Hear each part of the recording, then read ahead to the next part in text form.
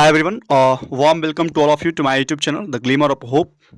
मैं सत्यम और आज फिर आपके सामने हाजिर हूँ द हिंदू का एक एडिटोरियल लेकर, एक टॉपिक लेकर जिस पे हम लोग कुछ डिस्कशन करेंगे, कुछ एनालिसिस करेंगे and I will try my best to keep it simple. First of all, before I start the discussion I would like to request you all that please like and subscribe this channel if you are new to this one. And now, without any further delay, without wasting your time, I'm going to start the discussion. And for the discussion, it's very imperative to know about the title of this very editorial, the topic of this very editorial. So as we move towards the title is crystal clear, that is transfer unexplained. On the transfer of high court judges means हम लोग यहाँ पता करेंगे कि किस context में, किस prospect में इस आर्टिकल को पढ़ना है, इस एडिटोरियल को पढ़ना है। So when we heed towards that, हम लोग ये पता करते हैं कि ट्रांसफ़र जो है अनएक्सप्लेन्ड है, यानी कि हाई कोर्ट की जो जजेज हैं उनका जो ट्रांसफ़र है वो अनएक्सप्लेन्ड है। मीन्स कोई सिस्टम के बारे में बताया नहीं गया है कि किस सिस्टम के तहत उनका जो ट्रांसफ़र है वो किया जाता है, और बताया ये भी जा रहा है कि there is something that is needed and that is to review the present system of transfer of high court जजेज। बात इस बात को लेकर है कि जो सिस्टम है ट्रांसफ़र करने का हाई कोर्ट के जो जज हैं उनको, तो उस सिस्टम को कहीं ना कहीं रिव्यू करने का, कहीं ना कहीं समीक्षा करने का, असेस करने का ज़रूरत है, मूल्यांकन करने का ज़रूरत है। So when we heed against, बहुत सारी जो जजेज हैं, बहुत सारे जो लॉयर्स हैं, वो इसका विरोध भी कर रहे होते हैं, कुछ कारणों का जो सिस्टम है उसका विरोध कर रहे होते हैं। And the time may have come for a complete review of the provisions of transfer of high court जजेज। मीन्स जो प्रोविजंस हैं, जो प्रावधान हैं उच्च न्यायालय के न्यायाधीशों को हस्तांतरण करने का, उनको ट्रांसफ़र करने का, तो उन प्रोविजंस को कहीं ना कहीं समय है अभी कि उसकी पूर्ण समीक्षा किया जाए, उसका क्या किया जाए, कंप्लीट रिव्यू किया जाए। So the time may have कम, वह समय जो है वह आ गया है कि जो प्रोविजंस हैं, जो प्रस्ताव हैं, जो प्रावधान हैं हमारे संविधान में, या फिर जिस संविधान के द्वारा ट्रांसफ़र किया जाता है जजेज को एक कोर्ट से दूसरे कोर्ट में, तो उस कानून को, उस प्रोविजंस को कहीं ना कहीं असेसमेंट किया जाए, उसका असेस किया जाए, और इसी बात का कहीं ना कहीं ज़रूरत भी है। आइए हम लोग एक आर्टिकल को देखते हैं हमारे जो संविधान में निहित है, दैट इज आर्टिकल 222, 222 का जो आर्टिकल है हमारे संविधान का, वो provides for the transfer of high court जजेज। हाई कोर्ट में जो जजेज हैं उनके ट्रांसफर को लेकर है, इंक्लूडिंग द चीफ जस्टिस, और उसमें कौन शामिल है, चीफ जस्टिस को लेकर। इट सेज दैट, अब इस लॉ के द्वारा, इस आर्टिकल के द्वारा क्या कहा जाता है कि जो प्रेसिडेंट हैं, after consultation with the chief justice of India, जो चीफ जस्टिस सीजेआई है, उनके कंसल्टेशन के बाद में ट्रांसफ़र, वो ट्रांसफ़र कर सकते हैं एक जज को एक हाई कोर्ट से दूसरे हाई कोर्ट में। आर्टिकल 222 के तहत यह बोला जा रहा है कि जो प्रेसिडेंट हैं वो किनके कंसल्टेशन के बाद, तो चीफ जस्टिस ऑफ इंडिया के कंसल्टेशन के बाद ट्रांसफ़र कर सकते हैं एक जज को एक हाई कोर्ट से दूसरे हाई कोर्ट में। It also provides a compensatory allowance to the transferred जजेज। ट्रांसफर्ड जजेज को कंपेंसेटरी अलाउंस भी दिया जाता है। दिस मीन्स, इसका मतलब क्या हुआ कि दैट एग्जीक्यूटिव को ट्रांसफर ए जज, एग्जीक्यूटिव जो है एक जज को ट्रांसफर कर सकता है, but only after consulting the chief justice of India. लेकिन कब, जब वो कंसल्ट कर ले चीफ जस्टिस ऑफ इंडिया से, तब उनसे सलाह मशवरा लेने के बाद। फ्रॉम टाइम टू टाइम क्या हुआ, समय समय पे, there have been proposals that 1/3 of the composition of every high court should have जजेज फ्रॉम द अदर स्टेट्स। समय पे क्या होता रहा है कि यह प्रोपोजल्स, ये प्रस्ताव आते रहे हैं कि जो कंपोजिशन है, 1/3 जो कंपोजिशन है एवरी हाई कोर्ट का, प्रत्येक हाई कोर्ट का,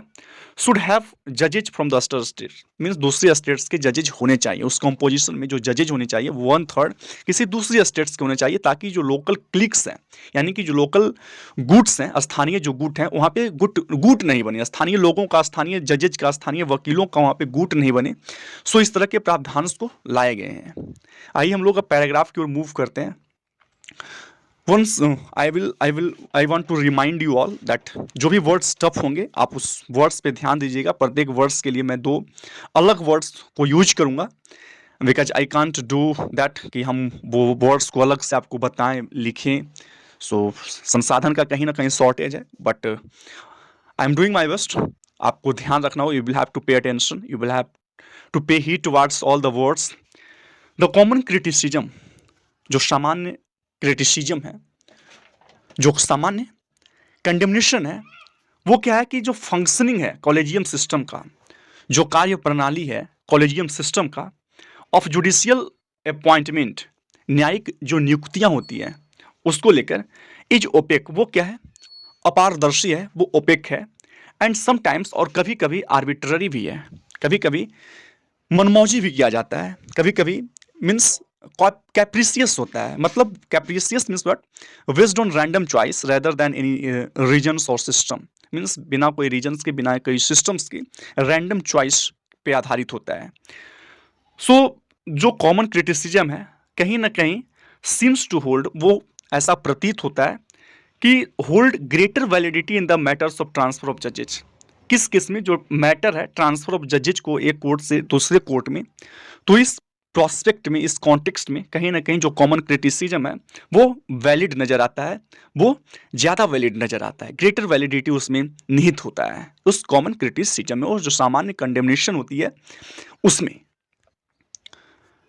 ए रिसेंट राउंड ऑफ ट्रांसफर, एक हाल फिलहाल का जो रिसेंट राउंड ऑफ ट्रांसफर हुआ है, हस्तांतरण हुआ है, among the dozens that have been affected in the last few years, पिछले कुछ सालों में, has brought the controversial issue, इस तरह के जो कुछ बदलाव हुए, जो तबादले हुए हैं, कहीं ना कहीं जो कंट्रोवर्शियल इशू हैं, जो विवादास्पद मुद्दे हैं, उसको कहीं ना कहीं फोर पे लाया है, उसको टिप पे लाया है, उसको आगे लाया है। द लिस्ट इंक्लूडेड, और उस लिस्ट में किनको शामिल किया गया है, तो उस लिस्ट में शामिल हैं 3 जजेज from the Telangana high court, 3 जजेज जो है वो तेलंगाना हाई कोर्ट से,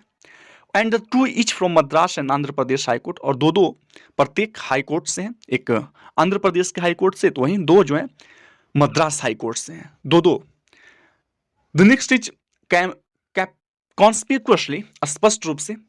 absent was the name of justice Nikhil carrier, जो स्पष्ट रूप से किनका नाम इस लिस्ट में शामिल नहीं था, वो उनका नाम था निखिल एस कैरियल का, और गुजरात हाई कोर्ट के जो जज हैं, who proposed transfer was strongly opposed by the war in the state, और उनका जो प्रस्तावित ट्रांसफर था, जो प्रस्तावित हस्तांतरण था, उसको बहुत ही कठोरता से अपोज किया गया था, विरोध किया गया था, किनके द्वारा, तो by the war in that state, उस स्टेट के लॉ के द्वारा। लॉयर्स टूक अप द इशू, जो लॉयर्स थे, जो वकील थे, इस इशू को आगे लाए, टूकअप किए, यूज्ड किए इस इशू को, in support of justice Kariel, ताकि वो सपोर्ट कर सकें जस्टिस कैरियल को, as well as justice A Abhishek Reddy, साथ ही साथ ए अभिषेक रेड्डी को भी सपोर्ट कर सकें, जो तेलंगाना हाई कोर्ट के हैं, and the chief justice of India met with representatives of the bar from both states, और जो चीफ जस्टिस ऑफ इंडिया है वो मिले जाके, किससे मिले, तो जो रिप्रेजेंटेटिव हैं, जो प्रतिनिधित्व हैं, प्रतिनिधि हैं, जो वॉर का, दोनों स्टेट्स के जो वॉर हैं उसके जो प्रतिनिधि हैं, उन दोनों स्टेट्स के वॉर के प्रतिनिधि से जाकर मिले, कौन मिले, तो चीफ जस्टिस ऑफ इंडिया मिले। At the transfer of the justice Kariel alone did not materialize, लेकिन फिर भी क्या हुआ, जो ट्रांसफर थी जस्टिस कैरियल का, जो न्यायाधीश कैरियल थे, उनका तबादला नहीं हुआ, वो मैटेरियलाइज नहीं हुआ, वो हैपन नहीं हुआ, है ना। While the transfer of other जजेज, जबकि दूसरे जजेज का जो ट्रांसफर था, जो हस्तांतरण था, वर नोटिफाइड, उनको क्या किया गया, नोटिफाइड किया गया, उनको नोटिस दिया गया, उनको इन्फॉर्म किया गया। If reports that the Gujarat high court chief justice, अगर रिपोर्ट जो है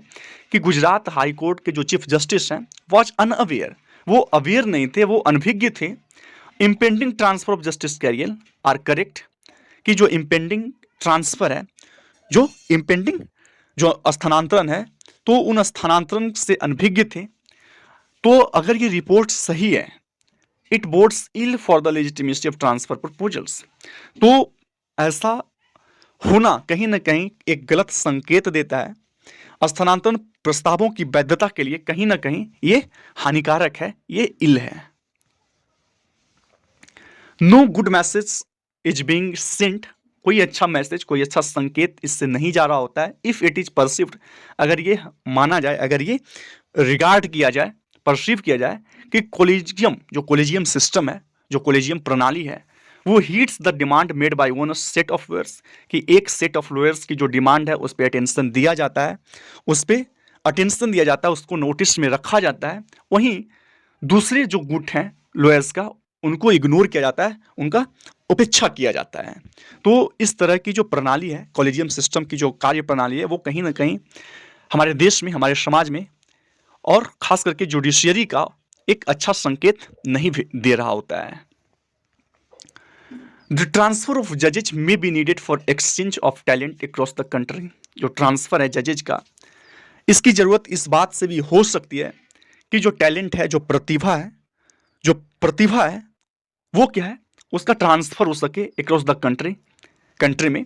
and to prevent the emergence, और प्रिवेंट करने के लिए इमरजेंस को, कि उत्पन्न नहीं हो local clicks in the judiciary, स्थानीय गुटों का इमरजेंस नहीं हो जुडिशियरी में। इस कारण से भी ट्रांसफर ऑफ जजेज हो सकते हैं। दो कारण बताया गया कि एक्सचेंज हो, प्रतिभाओं का पूरे देश में